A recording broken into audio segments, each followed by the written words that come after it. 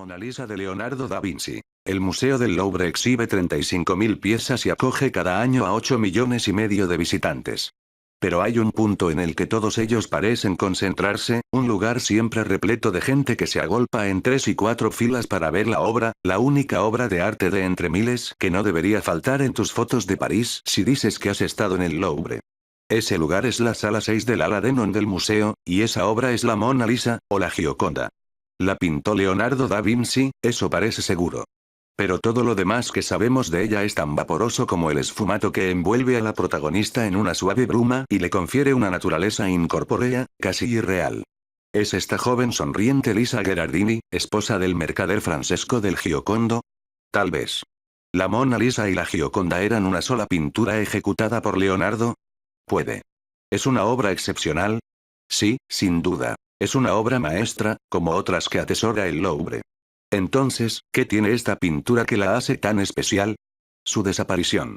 Un ladrón se la llevó en agosto de 1911, y no fue recuperada hasta diciembre de 1913. Durante todo ese tiempo ocupó las portadas y el interior de periódicos y revistas, apareció en noticieros cinematográficos, su efigie se reprodujo en postales y cajas de chocolatinas. Lisa Gherardini, si es que se trata de ella, se convirtió en un icono, categoría que ha mantenido hasta hoy. Fue una operación de marketing fortuita pero de lo más exitoso, que nos dice que en el arte, como en la vida, la fama quizá tiene más que ver con el azar que con las cualidades del objeto o la persona lanzados al estrellato. Aunque la pintó por encargo, Leonardo da Vinci nunca se desprendió de su Gioconda. A menos que realizara más de una, como algunos historiadores han sugerido recientemente. El retrato de Lisa Gherardini, esposa de Francesco del Giocondo cuelga, custodiado bajo fuertes medidas de seguridad, en la sala 6 de la primera planta del Ala Denon del parisino Museo del Louvre. Más conocido como Mona Lisa o la Gioconda, el óleo sobre tabla, de 77 por 53 centímetros de mano de Leonardo da Vinci, es difícil de observar, rodeado como siempre está por una multitud de turistas que, cámara en mano, atestan el espacio en busca de una instantánea de este icono de la historia del arte. La expectación, pero también las incógnitas, han acompañado a este cuadro único desde su creación. Hoy sabemos que hacia 1503 Leonardo comenzó el retrato de una dama florentina, Lisa Gherardini, esposa del mercader Francesco del Giocondo, que pudo encargar el cuadro con motivo del traslado de la familia a su nueva vivienda, o bien tras el alumbramiento de su segundo hijo, en 1502.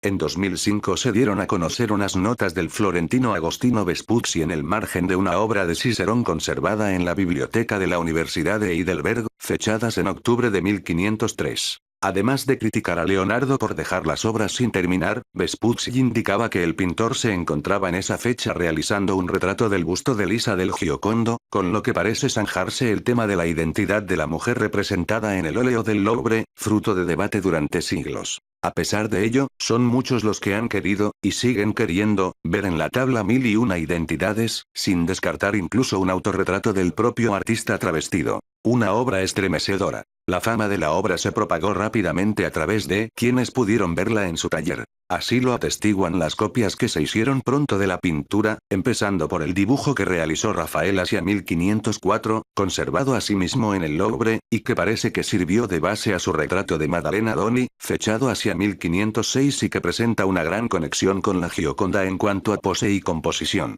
Con todo, el mejor testimonio del impacto que causó la Mona Lisa entre los pintores del Renacimiento se encuentra en las vidas de Giorgio Vasari, publicadas en 1550. Vasari, que también era un pintor destacado, se refirió así a la célebre pintura de Leonardo. Todo aquel que quisiera ver en qué medida puede el arte imitar a la naturaleza lo podría comprender en su cabeza de la Gioconda, porque en ella se habían representado todos los detalles que se pueden pintar con sutileza. Los ojos tenían ese brillo y ese lustre que se pueden ver en los reales, y a su alrededor había esos rosáceos lívidos y los pelos que no se pueden realizar sin una gran sutileza. La nariz, con todas esas aperturas rosáceas y tiernas, parecía de verdad. La boca, con toda la extensión de su hendidura unida por el rojo de los labios y lo encarnado del rostro, no parecía color sino carne real. En la fontanela de la garganta, si se miraba con atención, se veía latir el pulso. Y en verdad se puede decir que fue pintada de una forma que hace estremecerse y atemoriza a cualquier artista valioso. Es indudable que la fama que poseía el retrato ya en el siglo XVI no es casual. La calidad de la obra radicaba, en palabras de Vasari, en su verismo, en su proximidad a la realidad y en su carácter mimético. Con esa viveza de la figura tiene mucho que ver la técnica empleada por el maestro, basada en el esfumato que, reduciendo el peso del dibujo, difumina los contornos, funde las sombras y genera una apariencia de objetos poco definidos, casi borrosos, fruto del aire que existe entre el observador y el observado. En palabras del propio Leonardo, el mucho aire impide la evidencia de la forma de esos objetos y, en consecuencia, sus más menudos detalles resultan imperceptibles e irreconocibles. Asimismo, el retrato, realizado por Da Vinci, se esfuerza por trascender el aspecto físico de la modelo, para adentrarse en su psicología, y mostrar cualidades y hasta virtudes. ¿Acaso el nombre popular del cuadro, la Gioconda, tenga que ver con el adjetivo italiano giocondo que significa alegre, jocoso, feliz? Mona Lisa. Leonardo mantuvo siempre la pintura entre sus posesiones. Cuando entró al servicio de Francisco I de Francia llevó con él el retrato, que fue adquirido por el monarca francés en 1518, pasando a formar parte de las colecciones reales francesas. En 1797 se integró en los fondos del recién creado Museo del Louvre, si bien en 1800 Napoleón ordenó que la obra se instalara en sus aposentos en el Palacio de las Tullerías, donde permaneció hasta su regreso a la Pinacoteca en 1804. Sin embargo, cabe preguntarse si el original del Louvre corresponde a la obra descrita por Vasari. En 1517, el cardenal Luis de Aragón y su secretario, Antonio de Beatis, pudieron observar el cuadro en la residencia francesa de Leonardo, junto al Castillo Real de Amboise. Allí, según de Beatis, el propio pintor les indicó que se trataba del retrato de una cierta dama florentina, encargado por Juliano de Médicis, por lo que la representada sería una de sus amantes. Esto plantea que o bien Vespucci y Vasari están equivocados, o que podemos estar hablando de más de un retrato. De hecho, el teórico Giovanni Paolo Lomazzo, en una obra dedicada a las artes publicada en 1584, habla de dos obras diferentes, identificadas como la Gioconda y Mona Lisa, respectivamente. Si bien esto puede deberse a un error, no ha dejado de intrigar a los estudiosos. Además, en su descripción, Vasari llama la atención sobre las cejas y pestañas de la retratada. En las cejas se apreciaba el modo en que los pelos salen de la carne, más o menos abundantes y, girados según los poros de la carne, no podían ser más reales, detalles ausentes en la obra del Louvre. Quizá las experimentaciones que acostumbraba a hacer Leonardo pudieron acabar con la desaparición de algunas de las veladuras que componen la pintura. O puede que no se trate de la misma obra. La Gioconda original, la Mona Lisa del Museo del Prado, supone una importante pieza en el puzzle de la obra maestra de Da Vinci.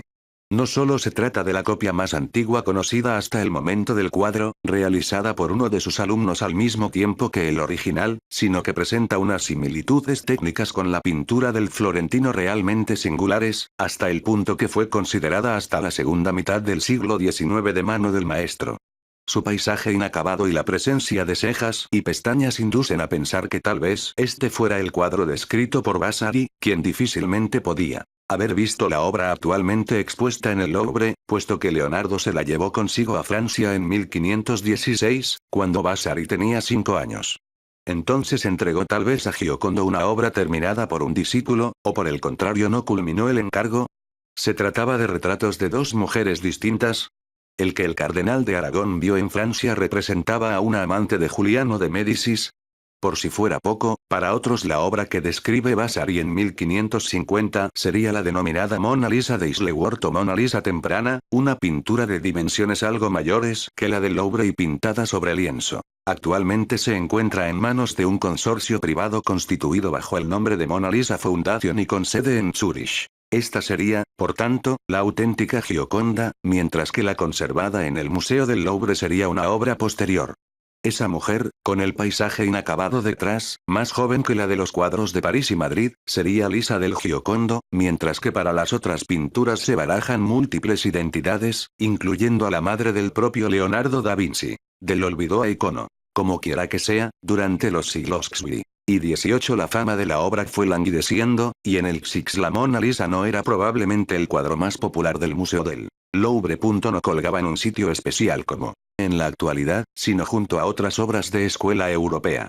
Los medios de reproducción mecánica no conseguían, tal vez por la técnica del esfumato utilizada por Leonardo, captar la pintura en todo su esplendor. Aún así, era una obra conocida en el círculo de artistas e intelectuales y muchos autores seguían homenajeándola en sus composiciones. Como Mujer con perla de Corot, 1868. El terreno estaba abonado para la lisamanía, que se desató a mediados de siglo entre los literatos del romanticismo, que contribuyeron a crear la imagen de Mona Lisa como una femme fatale, de atracción casi mágica, impasible. La bella esfinge que sonríe misteriosamente, según Théophile Gautier.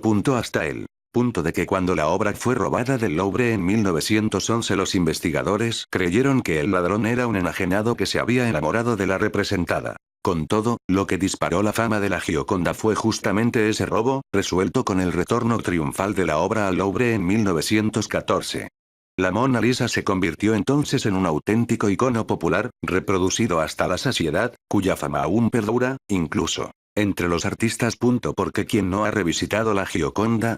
No solo los maestros antiguos han imitado y homenajeado el cuadro, también los contemporáneos, Leger, Duchamp, Warhol, Dalí, Botero, Banksy, han querido confrontarse con este icono de la cultura occidental. Para saber más, ensayo, Mona Lisa.